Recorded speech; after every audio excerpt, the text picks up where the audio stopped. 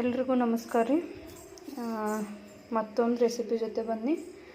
ಏನಪ್ಪ ಅಂತಂದ್ರೆ ಇವತ್ತಿನ ರೆಸಿಪಿ ಬಂದುಬಿಟ್ಟು ಫ್ಲವರ್ ಗಡ್ಡಿದ ಪಲ್ಯ ಹೆಂಗೆ ಮಾಡೋದಂತ.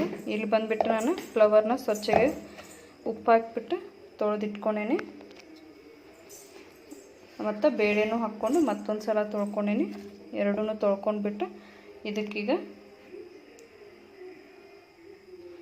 ಸ್ವಲ್ಪ ಅರಿಶಿನ,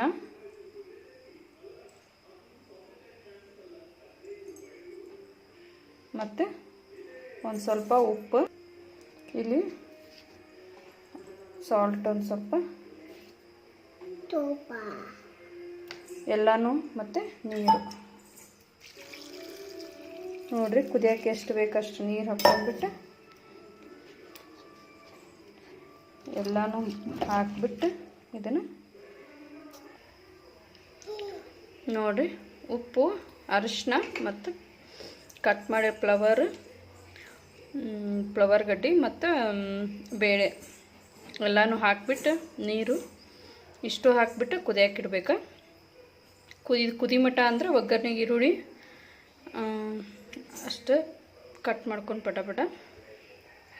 ಮೆಣಸಿನ್ಕಾಯಿ ನೋಡ್ರಿ, ನೀವು ರುಬ್ಬಿದಿದ್ರೆ ಅದನ್ನ ಹಾಕ್ಕೋಬೋದು. ಇಲ್ಲ ಅಂತಂದ್ರೆ ಮೆಣಸಿನ್ಕಾಯಿ ಹಂಗೆ ಕಟ್ ಮಾಡಿ ಆದರೂ ಹಾಕ್ಕೋಬೋದು. ಇದಕ್ಕೆ ಈಗ ಫಸ್ಟ್ ಇದನ್ನು ಕುದಿಯಕ್ಕೆ ಬಿಟ್ಟು ಈರುಳ್ಳಿ ಕಟ್ ಮಾಡಿ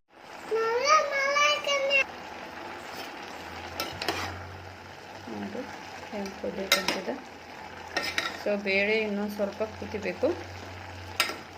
ಚೆನ್ನಾಗಿ ನೀರೆಲ್ಲ ಫುಲ್ಲು ಇದನ್ನಾಗಬೇಕು, ಖಾಲಿ ಆಗಬೇಕು. ಅಲ್ಲಿ ಥರನೂ ಕುದಿಸ್ರಿದ್ನ.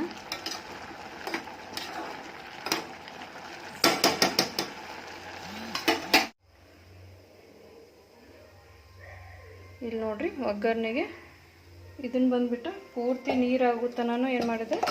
ಇಲ್ಲಿ ನೋಡ್ರಿ, ಪೂರ್ತಿ ನೀರು ಖಾಲಿ ಆಗೈತಿ. ಈ ಥರ ಫುಲ್ ಡ್ರೈ ಆಗಿ ಕುದಿಸ್ಕೊಬೇಕಿದ್ನ. ಆಮೇಲೆ ಯಾಕಂದ್ರೆ ನೀರು ಚೆಲ್ಬಿಟ್ವಿ ಅಂದ್ರೆ ಅದು ಟೇಸ್ಟಾಗಿ ಹೋಗ್ಬಿಡ್ತೈತೆ ಅದರಿಂದ. ಅದಕ್ಕೆ ನೋಡ್ಕೊಂಡು ಸ್ವಲ್ಪ ನೀರು ಹಾಕ್ಕೊಂಡು ಕುದಿಸ್ಕೋಬೇಕು. ಆಮೇಲೆ ಇದು ಸಾಸಿವೆ, ಜೀರಿಗೆ, ಒಗ್ಗರಣೆಗೆ 2 ಟೇಬಲ್ ಸ್ಪೂನ್ ಎಣ್ಣೆ ಮತ್ತು ಮೆಣಸಿನ್ಕಾಯಿ,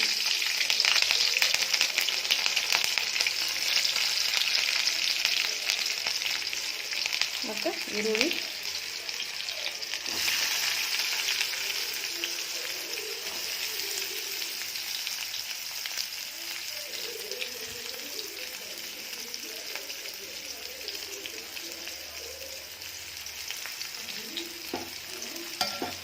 ಏನು ಉಪ್ಪು ಖಾರ ಇದಕ್ಕೆ ನಾ ಹಾಕಿದ್ನಲ್ಲ ಈಗ, ಅದಕ್ಕೆ ಅಷ್ಟು ಕರೆಕ್ಟಾಗೈತಿ.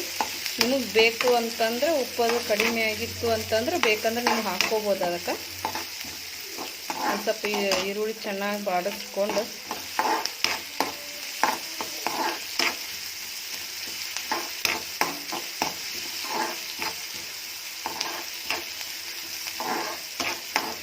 ನೋಡಿರಿ, ಈರುಳ್ಳಿ ಕಲರ್ ಚೇಂಜ್ ಆಗುತ್ತೆ.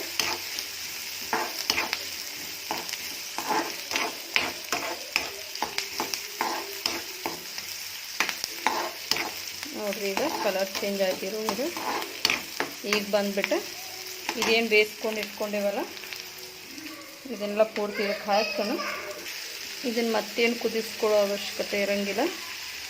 ಆಮೇಲೆ ಒಂದು ಸ್ವಲ್ಪ 1 ಟೇಬಲ್ ಸ್ಪೂನ್ ಅಷ್ಟು ಇದನ್ನು ಕುರಳ್ ಪುಡಿ ಹಾಕ್ಕೊಳತ್ತೇನೆ.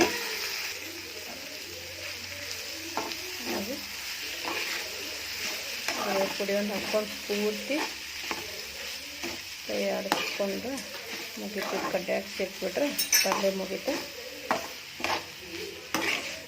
ಒಂದು ಸಲ ಈ ಥರನೂ ಮಾಡ್ಕೊತೀನಿ ರೀ, ಚೆನ್ನಾಗಿರುತ್ತೆ ಈ ಥರ ಪಲ್ಯ. ಮಕ್ಕಳಿಗೂ ಇಷ್ಟ ಆಗ್ತೈತಿ ಈ ಥರ ಮಾಡಿಕೊಂಡ್ರೆ.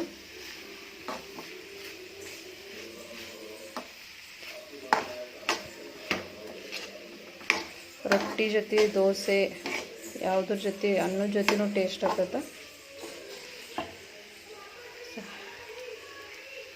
ಇಷ್ಟ ಆದರೆ ಲೈಕ್ ಮಾಡಿರಿ, ಸಬ್ಸ್ಕ್ರೈಬ್ ಮಾಡಿರಿ.